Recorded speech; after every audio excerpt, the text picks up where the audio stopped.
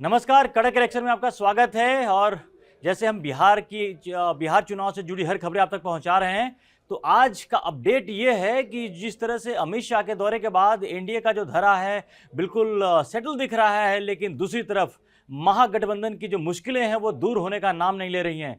आज कांग्रेस की screening committee की बैठक थी, उसमें तारिक अनवर जो कि सीनियर नेता है कांग्रेस के, उन्होंने आने से मना कर दिया। उन्होंने कहा कि आने का फ़ायदा क्या, कि नाम क्या होगा नहीं होगा, वो जो तमाम जो यानी कि अब तक जो आरजेडी वर्सेज कांग्रेस दिख रहा था, अब तो कांग्रेस के अंदर भी ये लड़ाई बढ़ गई है। वहीं दूसरी तरफ लालू परिवार के अंदर भी लालू यादव का जो परिवार है कहीं ना कहीं खटपट चल रहा है। लालू यादव की बेटी रोहिणी आचार्य वो एक एक्स पर पोस्ट करती हैं और लिखती हैं कि मैं एक बेटी और एक बहन के नाते जो अपना जो कर्तव्य है उसका पूरा करूंगी। मैं कोई राजनीति में मुझे कुछ लेना देना नहीं है या कुछ पाना नहीं खोना है, तमाम तरह की बातें कर रही हैं, वो चल रहा है। यानी कि एक ही साथ महागठबंधन की कोई एक प्रॉब्लम नहीं है, कई सारी प्रॉब्लम्स हैं। एक तरफ तेजस्वी यादव सीएम बनने के लिए लगातार खुद को सीएम कैंडिडेट घोषित कर रहे हैं, घूम रहे हैं, बिहार घूम रहे हैं, लेकिन उनका जो तालमेल है और उनका जो गठबंधन है, उनके पार्टी के अंदर की जो लड़ाइयाँ चल रही हैं कि एक तरफ तेज प्रताप यादव, ये तो पार्टी छोड़िए, परिवार के अंदर ही काफ़ी वहाँ पर रिफ्ट चल रहा है कि ऑलरेडी तेज प्रताप यादव तेजस्वी के खिलाफ बाहर हैं, चुनाव लड़ने की बात कर रहे हैं, वो तमाम चीज़ें हैं। तो ये बार बार देखिए, प्रशांत कहते हैं ना कि चुनाव के पहले आप एक रेस है, एक लड़ाई है। अब अमित शाह चाणक्य बतौर चाणक्य गए बिहार में, चाणक्य की भूमि पर जाते हैं और वहाँ पर एक दिन के दौरे पे वहाँ पर उनका जो घर में जो थोड़ी बहुत प्रॉब्लम थी सीट एडजस्टमेंट को लेकर के या गठबंधन में जो भी चीज़ वो क्लियर करके, आप कोई बयान नहीं दे रहा है। इसके पहले मुखर थे कुछ नेता सीटों को लेकर के, लेकिन अब कोई बयान नहीं आ रहा है। लेकिन महागठबंधन, जबकि चुनाव मोटे तौर पे माना जा रहा है कि ये छठ के बाद यानी कि नवंबर में कभी भी चुनाव हो सकता है, लेकिन जो महागठबंधन के अंदर सीटों की, अब कांग्रेस कुछ और चाहती है। कांग्रेस का ये ऐलान कि हम 76 सीट पे लड़ेंगे और 38 सीट का ऐलान भी कर देंगे, वो बिना किसी बात किए हुई, ये किस ओर जा रहा है ये पॉलिटिक्स बिहार का? देखिए, अगर कोई ये मान रहा हो कि अभी अनाउंसमेंट नहीं हुई है इसका कोई मतलब नहीं। ये बिहार का चुनाव चल रहा है, इट्स गोइंग ऑन। ये बिहार के चुनाव के मोड में ही इस वक्त हर कोई स्ट्रेटेजी बना रहा है। अनाउंसमेंट एक प्रक्रिया है, वो चुनाव आयोग करता रहेगा। ये चुनाव का ही समर है, इसमें चल रहा है। और ये समझ लीजिए कि अभी माना यह जा सकता है कि बिहार के इस महासमर में महागठबंधन में महाभारत छिड़ी हुई है। आप इसे ऐसे समझिए, क्योंकि जब क्या होता है, देखिए, राजनीति विज्ञान के जो भी स्टूडेंट रहे हैं वो समझते हैं इस बात को कि पॉलिटिक्स को कभी भी जब देखना, पढ़ना, सीखना या समझना होता है तो उसका तुलनात्मक अध्ययन करवाया जाता है। चाहे किसी देश का संविधान पढ़ना हो या सियासत समझनी हो, तुलनात्मक अध्ययन। तो तुलना यहां पर क्या होगी? एनडीए की और महागठबंधन की। तो एक तरफ जैसे वो होता है ना, दोनों में अंतर बताइए, प्रश्न उत्तर आता है जो परीक्षा में, तो अगर हम ऐसे देख लें, एक तरफ एनडीए एक तरफ महागठबंधन, भाई यही सूची तो बिहार की जनता के सामने है। तो उसमें नंबर 1 नंबर 2 बिंदु होते हैं कि इसमें दोनों में क्या फर्क इस समय दिखाई दे रहा है, उससे पता चलता है। तो अब ये कि अमित शाह का आपने जिक्र किया, अभी आप बताइए कि बिहार में अक्सर ये होता है कि चुनाव के लिए प्रदेश प्रभारी बनाए जाते हैं। बीजेपी का बिहार चुनाव प्रभारी अभी कौन है? कोई नहीं। वो इसीलिए, क्योंकि इससे आप अंदाजा लगाइए कि अमित शाह की मौजूदगी ये बताती है कि अब प्रभारी और ये वो बहुत पीछे रह गया। ये इतना क्रूशियल हो चुका है अभी कि खुद कमान अमित शाह ने अपने हाथों में ले ली है। अब प्रधानमंत्री बार बार वहां जा रहे हैं। बिल्कुल। तो ये पूरी स्ट्रेटेजी अमित शाह एक तरफ बना रहे हैं। आपने देखा होगा कि कैसे हम की ओर से कहा गया कि हमें भी 6% वोट चाहिए, हम भी बड़ी पार्टी करना चाह रहे हैं। ये कुछ दिन पहले की बात कही। चिराग पासवान उससे पहले बोल चुके थे कि हम तो पूरे बिहार में तैयार हैं। फिर नीतीश कुमार की अपनी एक, ये बात जैसे ही एक्टिव हुए हैं अमित शाह वहां पर, सब खत्म हो गया। ये बात अंडरस्टूड है, वहां पर ये लाइन अंडरस्टूड है कि अमित शाह ने अगर कमान संभाल लिए तो हर किसी की सुख दुख का ख्याल रखा जाएगा, सबको संतोषजनक जगह मिल जाएगी। ये वो भी आश्वस्त हो चुके हैं, इनके कोई बगैर बयान दिए। ऐसा नहीं कि इनसे सबसे 1 to 1 बात हो चुकी होगी अमित शाह की, सिर्फ मौजूदगी क्या दिखाती है। कट टू दूसरा कॉलम खड़ा होता है महागठबंधन का। इस समय महागठबंधन में 2 सबसे बड़ी बातें, एक आरजेडी, दूसरी है कांग्रेस। अब हुआ ये कि चुनाव में जाने से पहले राहुल गांधी की अगुवाई में एक बड़ी रैली निकली, एक बड़ी यात्रा निकली, वोटर अधिकार यात्रा। क्योंकि राहुल गांधी आरोप लगा रहे हैं कि देश में वोट चोरी हो रहे हैं, तो बिहार में भी चोरी हो रही है। तो वोटर अधिकार यात्रा राहुल गांधी ने निकाली। लेकिन अब समझिए ये कि जैसे ये वोटर अधिकार यात्रा खत्म हुई, उसके बाद क्या सियासी बयान आता है? बयान ये आए कि भाई तेजस्वी यादव जो बोल रहे हैं कि प्रधानमंत्री पद का हम आपको दावेदार और चेहरा मानते बदले हैं में उन्होंने विपक्ष नहीं का, किया उनको। लेकिन वो सीएम का चेहरा कहने के लिए तैयार नहीं। जैसे सवाल पूछा गया वो इतना घुमाते रहे कि ना वो जलेबी बन पाई ना किसी को स्वाद पता चला। तो अब ये समझ सकते हैं कि राहुल गांधी कैसे बच रहे हैं। अब ये बात समझ गए तेजस्वी ने क्या किया कि राहुल गांधी की जैसी ही सो कॉल्ड राहुल गांधी की यात्रा, भले ही वो वहां पर साथ में थे, लेकिन वो समझ गए, संदेश ये गया, बीजेपी ने बोला आपका कद बौना किया है राहुल गांधी ने, उन्होंने एक अलग यात्रा निकाल दी। और अब इसमें देखिए, इसमें राहुल की मौजूदगी नहीं है। क्या राहुल गांधी ने उस पूरी यात्रा में वोट चोरी की जो बात कही, एक बार भी तेजस्वी अपनी इस यात्रा में वोट चोरी की बात कह रहे हैं? क्योंकि उनको जो उनके जो ये सबसे बड़ा फर्क है। सलाहकारों ने कहा है कि लगता है कि हम गलत डायरेक्शन में चले गए हैं। और एक सच्चाई भी है कि जो महागठबंधन का चुनाव प्रचार जो था पहले शुरू में ही गलत डायरेक्शन में चला गया। एक इसमें कोई दो राय नहीं है कि बिहार में एक एंटी इनकम्बेंसी फैक्टर है, बहुत स्ट्रांग है। नीतीश कुमार इतने सालों से सीएम हैं, वो हाल के दिनों में उतने पॉपुलर रहे भी नहीं पहले की तरह। कैसे कैच करता है, कैसे कैश करता है, लेकिन विपक्ष यहां पर वो नाकाम रहा है। अच्छा, एक बड़ा इंटरेस्टिंग मेरे दिमाग में आ रही थी, प्रशांत आपसे बात चुकी कि आप महाराष्ट्र से हो, मैं बिहार से हूं, ठीक है। एक पता नहीं मेरे कुछ दिनों से मेरे दिमाग में बात चल रही है कि आप याद कीजिए महाराष्ट्र में जो चुनाव इस बार का विधानसभा का चुनाव हुआ है, उसके पहले ऐसा लग रहा था कि जो इंडिया गठबंधन बिल्कुल बिखरा हुआ टाइप से है, नेगेटिविटी थोड़ी ऐसी लग रहा था। ऐसा लग रहा था कि चूंकि और 2024 के लोकसभा के चुनाव के बाद स्थिति ऐसी हो गई थी क्योंकि घटक दल बहुत सारे हो गए थे और उन दलों में भी विघटन हो गया था। घटक दलों में भी विघटन था। बीजेपी कमजोर विकेट पे खेल रहा है और ये भी लोग मान के चल रहे थे कि आपने एनसीपी को ज्यादा सीटें दे दी जो अजित पवार की पार्टी थी और शिवसेना, तो तीन धर्म बट गया। तो ऐसा लग रहा था बड़ा कमजोर विकेट पर बीजेपी है और नतीजे बड़ा खराब आएंगे। लेकिन जो नतीजा आता है वो अनप्रेसिडेंटेड रहा। मतलब बीजेपी का जो स्ट्राइक रेट, मतलब अब तक कभी हुआ ही नहीं इस तरह का स्ट्राइक रेट रहा। और जो उनकी गठबंधन है, इंडिया गठबंधन, इतनी बड़ी बहुमत के साथ वहां पे आए। एक बात मेरे दिमाग में सेम बिहार की स्थिति को मैं यहां से इसलिए दोनों को कंपैरिजन कर रहा हूं कि बिहार में भी कुछ दिन का ऐसी हाल था। पहला, नीतीश कुमार का जो हेल्थ है, बाकी चीजों को लेकर काफी अनपॉपुलर भी हाल के दिनों में हुए हैं उनके, वो एक फैक्टर वो था। दूसरा, एंटी इनकम्बेंसी फैक्टर, बीजेपी का कोई सीएम फेस का ना होना। और जो बीजेपी के जो गठबंधन थे, चिराग पासवान अलग लाइन ले रहे हैं, चिराग पासवान ने कई बार विवादित ऐसे बयान दिए जिससे गठबंधन का, जीतनराम मांझी राग लाप रहे। तो अब से 1-2 महीने पहले ऐसा लग रहा था कि जो इंडिया गठबंधन है फिर से कमजोर विकेट पर है, इसलिए मैं महाराष्ट्र को लेकर के आया हूं। लेकिन यहां पर फिर जो मजबूत स्थिति में थे तेजस्वी, राहुल गांधी, जो कांग्रेस पार्टी, विपक्ष को एंटी इनकम्बेंसी का जो फैक्टर को फायदा उठाना था, एक वोटर अधिकार यात्रा के बाद चूर चूर हो गया है। और अभी भी हम जब बात कर रहे हैं तो दोनों पार्टियों में के बीच में डिफरेंस इतना बढ़ चुका है कि पता नहीं अब कल क्या करेंगे।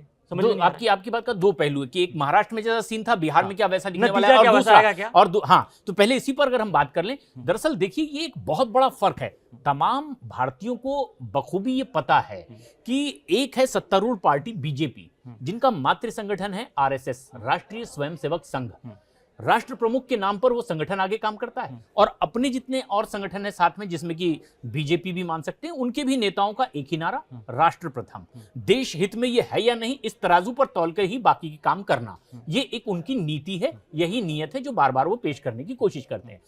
सबसे अहम बात यह है कि एंटी इनकम्बेंसी हरियाणा में भी थी कि माना यह जा रहा था कि ये इतने लंबे समय से है, अब इस बार तो वहां सरकार पलट जाएगी। मनोहर खट्टर अनपॉपुलर हो गए थे उसके बाद। लेकिन उसके बाद रिजल्ट क्या हुआ, वहां इतना विघटन था, घटक दलों में भी विघटन था महाराष्ट्र में। लेकिन आरएसएस एक ऐसा संगठन है जिसके कार्यकर्ता, जो हम तमाम पत्रकार इस बात को बखूबी जानते हैं कि जैसे ही कहीं चुनाव आता है, आरएसएस की वो स्वयंसेवक घर घर जाकर के उस विचारधारा को पुष्ट करने के लिए, मतदाताओं को ये समझाने के लिए कि समाज में जो हो रहा है, क्या ये बरगलाया जा रहा है, भ्रम पैदा किया जा रहा है, उस पर बखूबी काम करते हैं बगैर स्वार्थ के।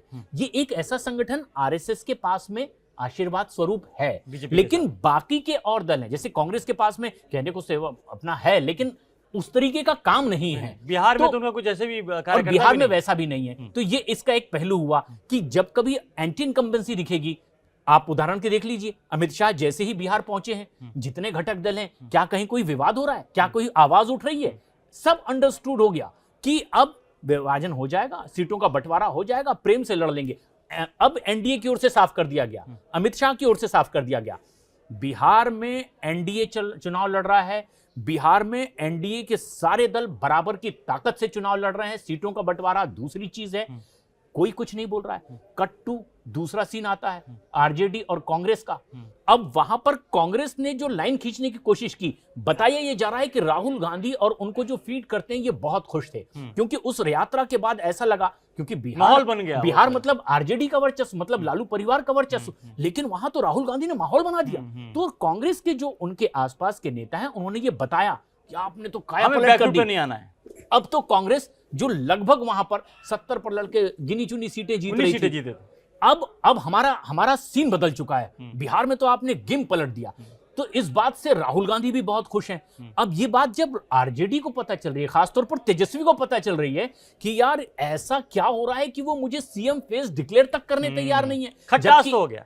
तो अब वहां पर कांग्रेस ने कह दिया कि हम तैयारी पूरी कर रहे हैं। खास बात यह है कि जो वहां के प्रभारी हैं वो भी कह रहे हैं अपने कार्यकर्ताओं को, कल ही उन्होंने कह दिया अजय माकन ने भी कि पूरी सीटों पर बिहार में कांग्रेस को चुनाव लड़ना पड़े, अपने उम्मीदवारों की तैयारी कीजिए, आप आवेदन मंगवाइए, लास्ट में अगर हमें समझौता करके सीटें बंटवानी पड़नी पड़ी तो वो तो हम करेंगे गठबंधन धर्म में, लेकिन तैयारी पूरी करनी है। उसके बाद दूसरी तरफ हो क्या रहा है कि तेजस्वी खुद बैकफुट पर महसूस कर रहे हैं कि क्या हमने कांग्रेस के साथ इतनी नजदीकी दिखाकर कहीं अपने पैर पर कुल्हाड़ी तो नहीं मान ली, क्या ये वाकई कांग्रेस का बिहार में उभार तो नहीं है और इसका सीधा नुकसान हमें ही होगा, क्योंकि अगर कांग्रेस बढ़ रही तो बीजेपी की सीट नहीं लेगी तो आरजेडी और फिर बाकी साथी दलों की ही लेगी। अब दूसरी तरफ आरजेडी के अंदर यानी कि आरजेडी मतलब लालू परिवार ही ना, बिल्कुल बिहार में तो यही है। बिल्कुल। तो अब यहां आरजेडी के भीतर क्या हो रहा है, आज जिस तरीके से खुद तेजस्वी की बहन ने एक कोई सोशल मीडिया पर पोस्ट आई, उसको उसने रीट्वीट किया, जिसमें क्या लिखा हुआ है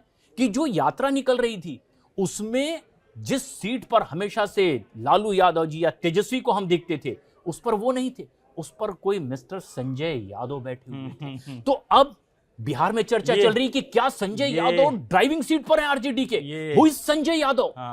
ये एक बड़ी खलबली है, पर्दे के पीछे संजय यादव का नाम कौन है संजय यादव, तो ये एक बड़ी खलबली है। अब ये खलबली बिहार में नहीं है, ये आरजेडी में नहीं है, लालू परिवार के भीतर ये हो रही है। और ये सोचिए कि वो परिवार बिहार का जो इतने साल सत्ता में रहा और जो माना जाता है कि आरजेडी मतलब लालू परिवार ही, तो उनके भीतर इस तरीके के बयान आ रहे हैं। उनकी बहन उस बात को रीट्वीट कर रही है, भले ही वो खुद से नहीं कह रही है, मतलब रीट्वीट करने का मतलब ये होता है कि आप उसकी बात से सहमत हैं। बिल्कुल है, रीट्वीट का मतलब यानी आप उससे आशंकित हैं या उससे सहमत हैं या उसको आप अंडरलाइन करना चाहते हैं। इसका मतलब कि अभी तो चर्चा मैंने ये भी सुनी है बिहार में ये 3S का फॉर्मूला बहुत तेजी से बढ़ रहा है आगे।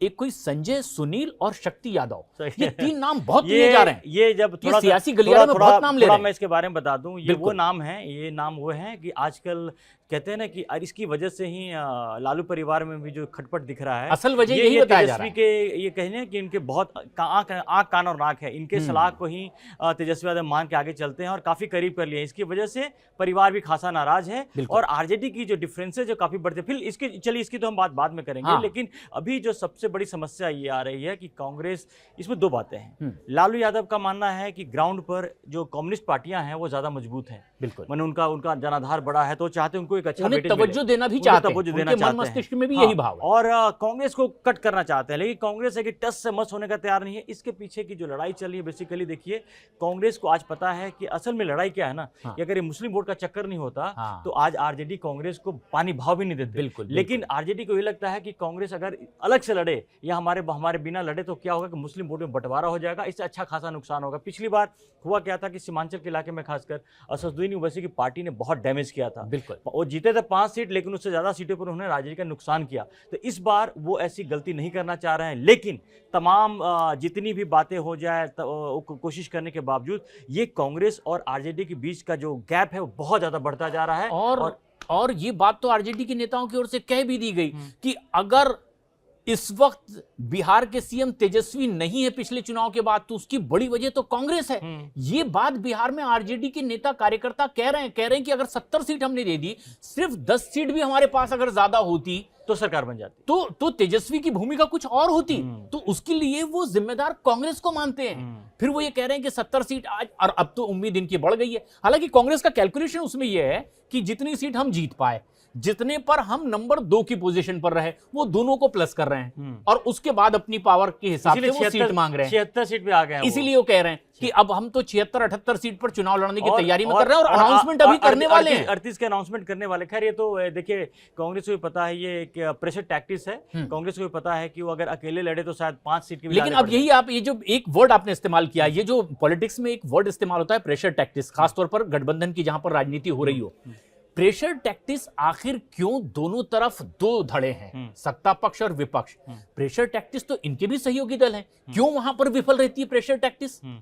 भाई अगर अमित शाह वहां कमान संभालते हैं, क्या अमित शाह के सामने इस तरीके से दूसरे घटक दल के नेता आए बाएं बयान देते नजर आ रहे हैं इस समय? कुछ नहीं, कोई नहीं बोल रहा है। तो ये एक बड़ा फर्क भी है कि आपके नेतृत्व पर कितना विश्वास है। देखिए इसीलिए इस बार का बीजेपी के लिए मैं बता दूं आपको थोड़ा सा, बीजेपी के लिए बिहार बहुत बड़ा वो है चैलेंज। इसलिए है कि इतने सालों से सत्ता में बीजेपी है वहां पर नीतीश कुमार के साथ में, लेकिन पहली बार उनको एक ऐसा लग रहा है कि वो अपना सीएम बना सकते हैं, जिसकी संभावना बहुत ज्यादा। ठीक है, नीतीश कुमार सीएम फेस है, चुनाव भी लड़ेंगे, लेकिन ये सब हर किसी को पता है कि लेकिन चुनाव के बाद ही सब कुछ स्वास्थ्य कैसा है, तमाम जो चीजें किस तरह की चीजें हैं। तो जेडीयू में भी इस चीज को लेकर अब मेरे ख्याल से धीरे धीरे एक टाइम के साथ में जेडीयू पार्टी के अंदर भी ना मोटे तौर पर उन्होंने मान लिया है कि आने वाले टाइम में आपका जो महाराष्ट्र वाली मैंने बात इसीलिए की थी, याद कीजिए एक जमाने में बीजेपी छोटा भाई के रोल में होता था शिवसेना होकर के, लेकिन जब समय बदला तो बीजेपी बहुत आगे चले गई। शिवसेना तो ऑलमोस्ट जो शिवसेना ओरिजिनल शिवसेना थी वो खत्म हो गई है, एक नाथ शिंदे। तो बिहार का अब महाराष्ट्र का कनेक्शन मैं इसलिए किया था कि सिचुएशन कुछ ऐसा ही बिहार में भी आ रहा है।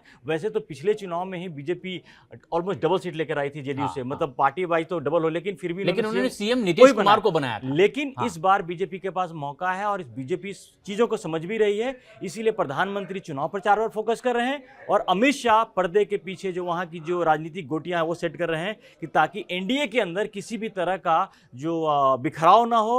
और अगर ये ऐसा करने में, चूंकि अब तक बहुत कामयाबी हो गए हैं और जिस तरह से अपोजिशन कैंप में हड़कंप मचा हुआ है, उसे एक बात तो बड़ा साफ है कि जो बिहार का इस बार का जो चुनावी जो नतीजा आने वाला है वो बहुत चौंकाने वाला हो सकता है। देखिए इसमें कोई डाउट नहीं है कि दोनों गठबंधन में तगड़ा टक्कर है, कांटे की टक्कर है। अगर आप जनाधार के बेसिस पे देखें, अगर परसेंटेज के वोट परसेंटेज के बेसिस पे देखें तो बड़ा कड़ा टक्कर है, क्योंकि सॉलिड ग्राउंड है आरजेडी के पास में। जो मुस्लिम यादव समीकरण की बात करते हैं उनके साथ बिल्कुल वो है, लेकिन ये तब स्थिति और ज्यादा मजबूत होती है जब कांग्रेस के साथ में उनका बहुत स्मूथ अगर बातें चल रही होती तो शायद इसका फायदा होता है। लेकिन चुनाव के पहले जिस तरह से खटास दोनों पार्टियों के बीच में आई है, जिस तरह की बार्गेनिंग हो रही है, जितना खुद आरजेडी में फूट दिखाई दे रही है, जैसे वो परिवार में फूट दिखाई दे रही है, इससे मतलब अभी तो देखिए कहना अभी कोई हम ऐसा नहीं कि मैं कह सकते कौन जीत रहा है क्या हो रहा है, बट ये कि आप बिल्कुल सही बात कह रहे हैं कि जो स्थिति दिखाई दे रही है विपक्ष की, मतलब वहां पर बिहार में INDIA गठबंधन की, तो जो स्थिति दिखाई दे रही है, तो जितनी बॉल वो खेलते चले जा रहे हैं, मैच जैसे जैसे आगे बढ़ रहा है बिहार की विधानसभा चुनाव का, लगता यह है कि उससे बेहतर खेल सकते थे। मतलब बहुत सारी ऐसी चीज थी जिसमें फ्रंट फुट पर जाकर खेलने की गुंजाइश INDIA के पास में थी, क्योंकि राहुल गांधी और तेजस्वी यादव दोनों एक तरह से बड़े नेता के तौर पर वहां पर एक साथ आए थे, और जिस तरीके से अब टूट अलग अलग करके दिखाई दे रही है। अच्छा, ये बहुत बड़ी बात होगी कि आरजेडी और कांग्रेस के बीच अगर इस तरीके की लड़ाई, सीटों का बंटवारा, एक दूसरे पर आरोप प्रत्यारोप, ये कह देना कि कांग्रेस की वजह से तेजस्वी सीएम नहीं है, इसके पहले ही इतनी कम सीट दी गई होती तो आज सीएम बन गए होते, भले ही 20 सीट पर हम लड़ते 10 तो जीत ही जाते, तो फिर सीन ही कुछ और होता। तो ये बातें एक दूसरे को बहुत कचोट रही है इस समय, इनके बयान। ये तो एक सीन हुआ। अब क्या सबसे बड़ी बात कि चुनाव आते आते उत्तराधिकारी कौन, इसे लेकर भाई बहनों के बीच की लड़ाई ही कहीं इनकी इस नैया पर बहुत बड़ा ये कहानी हम डिटेल में आपको बताएंगे जब हम अगली बार आएंगे। तो लालू परिवार की कहानी को बहुत बड़ा विषय है। तो अभी तो हमने बात की कांग्रेस और आरजेडी के बीच में जो तनातनी चल रही है उसको लेकर के बात की है, और बाकी अपडेट्स भी आपको देते रहेंगे। लेकिन अगली बार जब हम आएंगे तो लालू परिवार की जो कहानी है, परिवार के अंदर क्या चल रहा है और इसके क्या नतीजे होने वाले हैं, क्या उसका वो होगा, उस पर हम बात करेंगे। तो अगर आपने कड़क को सब्सक्राइब नहीं किया है तो सब्सक्राइब जरूर करें। बिहार से जुड़े हर अपडेट्स को हम कड़क इलेक्शन में लेकर के आपके पास आते रहेंगे। फिलहाल के लिए धन्यवाद।